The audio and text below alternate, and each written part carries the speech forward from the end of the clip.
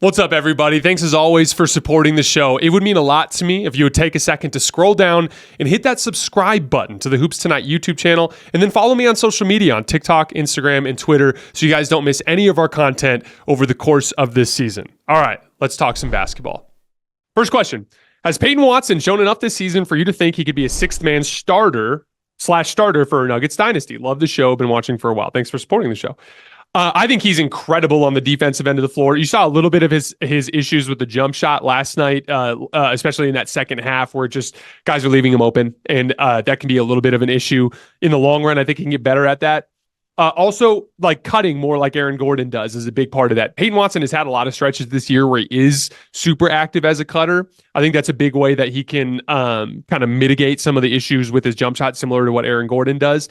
But he's so damn good defensively. That one-legged block that he had on Bradley Beal, and Bradley Beal tried to bury him under the basket, was such an impressive defensive play. Had a bunch of blocks against the Lakers in the Laker game too. Like, Peyton Watson is just insane. I'm a big believer in him. I absolutely think he is capable of being not just a sixth man, but like he's one of those guys where if there's a version of this 2-3 years from now where you lose Aaron Gordon and Peyton Watson has to slide into that 4 spot with a few more years of player development, I absolutely think he could slot into that role. Next question. How do you think about the defensive impact when ranking top players in the league? For example, Jokic versus Giannis, Luka versus SGA and Tatum. So here's the thing. I do think defensive impact matters. I think it's more important to call out guys who are bad defensive players. Guys like Jokic and Steph Curry, for instance, guys who have like worked hard enough on the defensive details to at least not hurt your defense. Those guys, while also being top tier offensive talents, are guys that I'm always going to gravitate towards. This, by the way, this is what makes LeBron the second greatest player of all time. Is like when he was at his peak, he was probably the best defensive player in the world and the best offensive player in the world. And that's kind of like the thing that kind of sets him apart.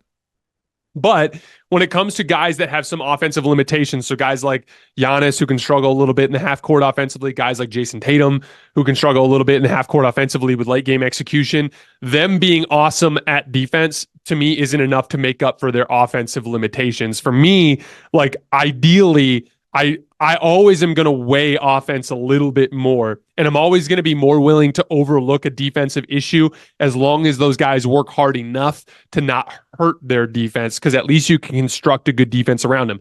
I've seen the Warriors and Nuggets construct championship defenses around Nikola Jokic and around Steph Curry. That's the question. Can you build a championship defense around a guy like Luka Doncic? That's what we're going to find out in the long run. Next question.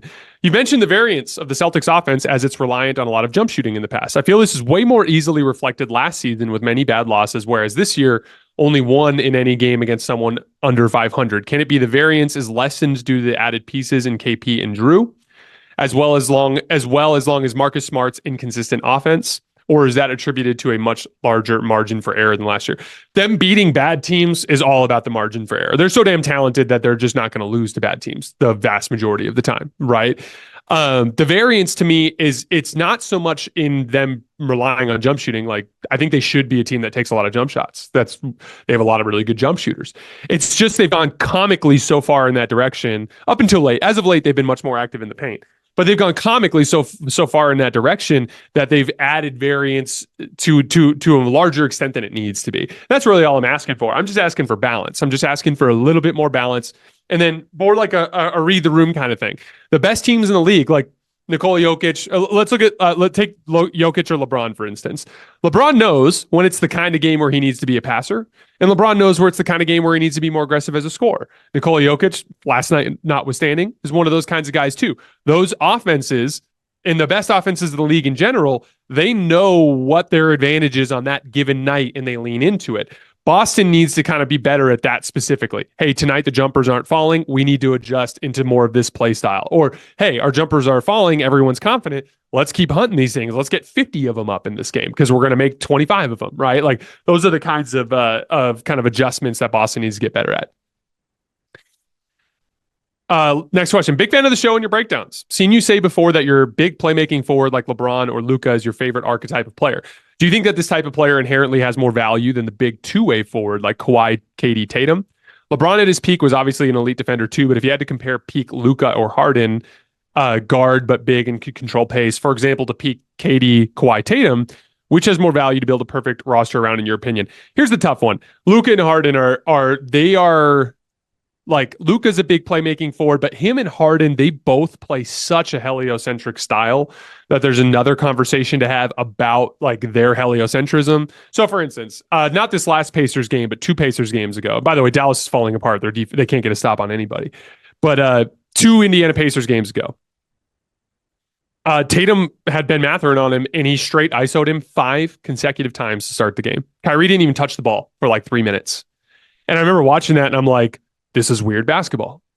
And I love Luka. Like, Luka, I think, is an incredible basketball player.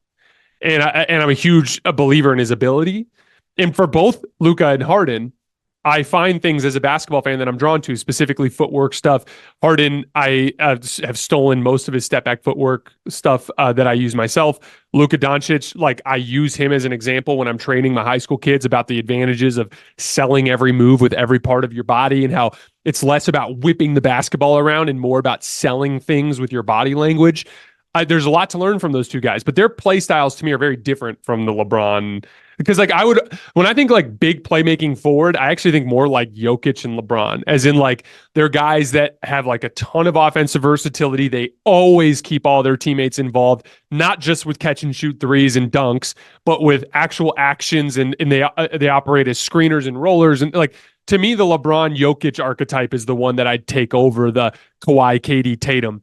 The Luka Harden archetype, you know, I think Luka is going to make the adjustments in the long run and get better at this, but I think they're a little bit different, and they're kind of a new archetype that we're still learning about. And for the record, we have not seen yet a heliocentric player like Luka or Harden win a championship or even make the finals, for that matter.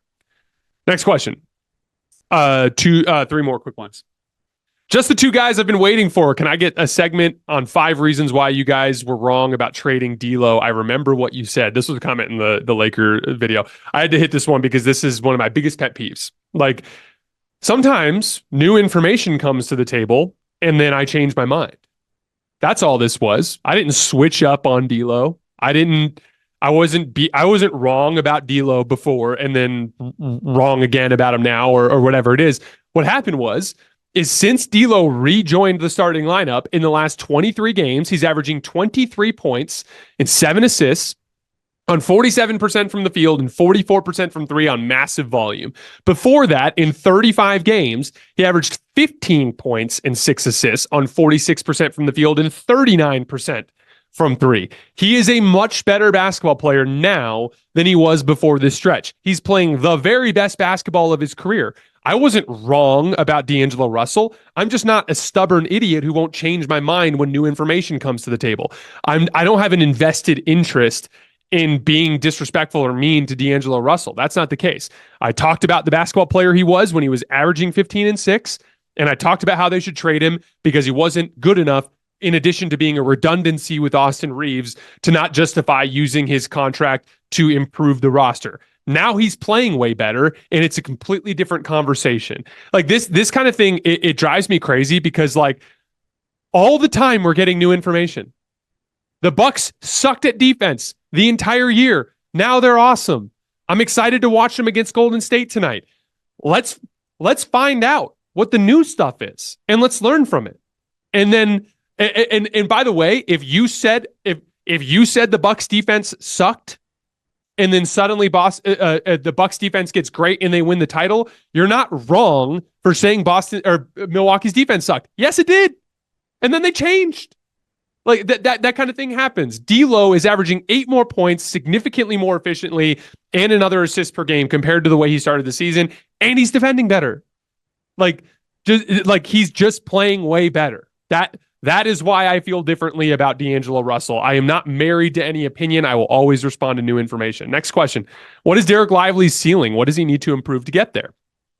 I look at Dereck Lively as like a Tyson Chandler type of archetype. I think he's 3 things that I think he could get better at. 1, help and stay home decisions. So just being better at identifying, kind of like we were talking about in the Celtics game, when your on-ball guy has things under control and you're more important to stay home and get the defensive rebound versus when a guy's compromised and he needs to help. becoming a master of the roll, not just the vertical spacing, but also the short roll passing out of it. And then lastly, against teams that switch, it'd be really nice if you could add a little left shoulder, right-handed hook to just quickly hit a shot over the top when teams try to switch on him. Last question before we get out of here. Why isn't anyone talking about the absurd season Giannis is having? Averaging 31, 11, and 6 with 2.3 stocks on an insane 62% field goals. Only Kareem has averaged 30, 10, and 5 on 50% field goals. Giannis did so last year on 55 and is now on pace to be the only player in history to average 30 points on 60% field goals.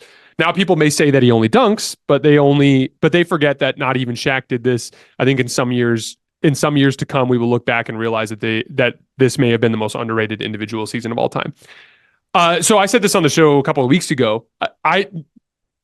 Nikola Jokic is going to win MVP. Nikola Jokic has a huge fan base among the media. And so that's a big part of why he's going to control MVP voting for a while, I think. And it's very possible that he racks up a bunch of them. But I actually, even though I think Jokic is the best player in the world, and I think Jokic is better at basketball than Giannis, I think Giannis has had the most impressive regular season this year. Said it on the show a few weeks ago. I would give the MVP to Giannis. Like, I think on a team that has had some significant personnel limitations in the backcourt, Giannis has just been a wrecking ball trying to overcome those issues. And I think he's mostly been awesome this year. I think people that say that Giannis just dunks the ball are silly. I mean, the reason why I think Giannis is not the same level as a guy like Nikola Jokic is just in that half-court slowdown environment, Giannis still struggles to when he has to kind of do everything as the offensive initiator. We saw that again against Miami last year. Although he was injured, he did not play well in that environment. He still hasn't developed a go-to over-the-top shot. So, like, these are limitations that I think of in the big picture of player rankings. But I 100% agree with you. I think Giannis is having a massively underrated season, and I personally would give him the MVP.